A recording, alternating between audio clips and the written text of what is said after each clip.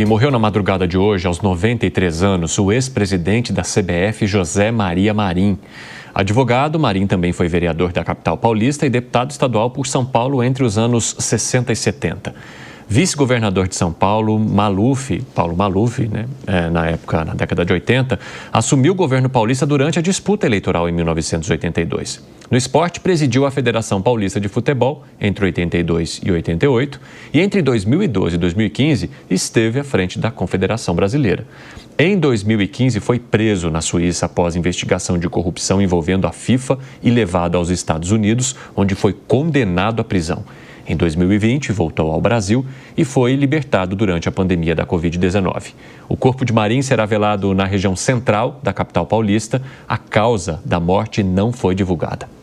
E para comentar sobre o legado no esporte de José Maria Marim, o Jornal da Manhã conversa com o comentarista esportivo Mauro Betting. Mauro, bom dia para você. Obrigada por estar hoje conosco. Bem, ele foi chefe da delegação da seleção na Copa de 89, presidente da Federação Paulista e da CBF. Assumiu a presidência da CBF, inclusive, após a saída de Ricardo Teixeira, né? Quais eram as expectativas em relação à sua liderança à frente da entidade, como ele se comportou no comando, da entidade, como você avalia de uma maneira geral o legado de Marim à frente da CBF? Bom dia, amigos. Bom, primeiramente, força e luz à família e me permita não em confidência, mas um relato pessoal. O José Maria Marim adorava o meu pai, Joelmir Betting, um jornalista também. E, pessoalmente, eles tinham pensamentos, inclusive, bastante divergentes, mas foi uma pessoa que respeitou muito o meu pai e, por tabela, a mim também, nos anos em que a gente pôde conviver, de 1990, quando eu começo no jornalismo esportivo, até 2015, quando a gente teve até o FIFA Gate, que a gente, inclusive, aqui no Jornal da Manhã, deu a informação e comentamos a época, não em primeira mão, porque o mundo inteiro sabia, mas eu era o comentarista encarregado de falar sobre aquilo.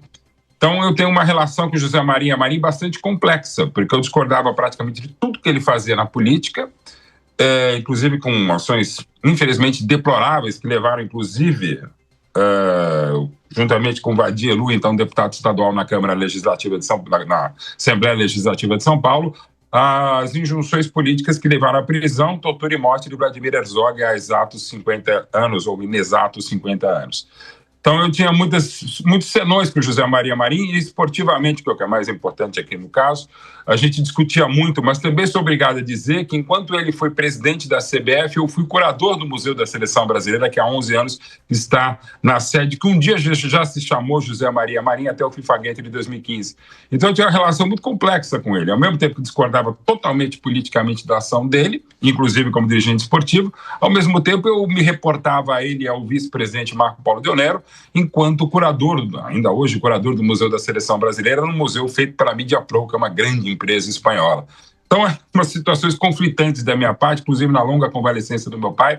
Zé Maria Marim ligava praticamente todo dia para saber como ele estava, orava, ia lá no Hospital Albert Einstein. Então, um dos personagens dos meus 58 anos de vida, 38 no jornalismo esportivo e 38 no jornalismo e 35 no jornalismo esportivo, com que eu mais brigava e mais discutia e, ao mesmo tempo, tinha uma relação muito complexa.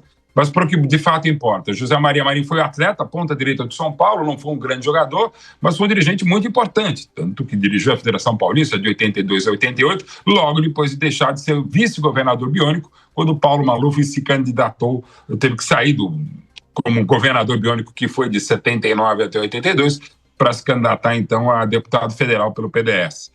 Depois José Maria Marim foi para a Frente Liberal, era presidente do PFL aqui em São Paulo, com uma longa tabelinha com a Nabia Bichedi, quando a Nabia assumiu em 16 de janeiro de 89, em janeiro de 86, juntamente com Otávio Pinto Guimarães, a presidência da CBF, Marim era presidente da Federação Paulista. E depois, a partir de 2002, seria vice-presidente, e a partir de 12 de março de 2012, com o afastamento do Ricardo Teixeira, ele e o Marco Paulo Deonero assumiram, Marim até por ser mais velho, por isso assumiu, mas Marco Paulo também dava bastante as cartas e ficaram nessa situação até 2015. Tem vários lances polêmicos, aquela questão das medalhas, né? E eu até mesmo brincava antigamente em rádio e televisão que só haveria entrega de medalhas, sobretudo Copa São Paulo Juniores, título estadual em São Paulo, Federação Paulista, e mesmo premiações da CBF, quando o José Maria Marim chegasse ao palco. E eu fiquei muito surpreso quando, lamentavelmente, ele foi flagrado depois, ficando, digamos, como um souvenir, um mimo, um recuerdo de uma medalha de um campeão.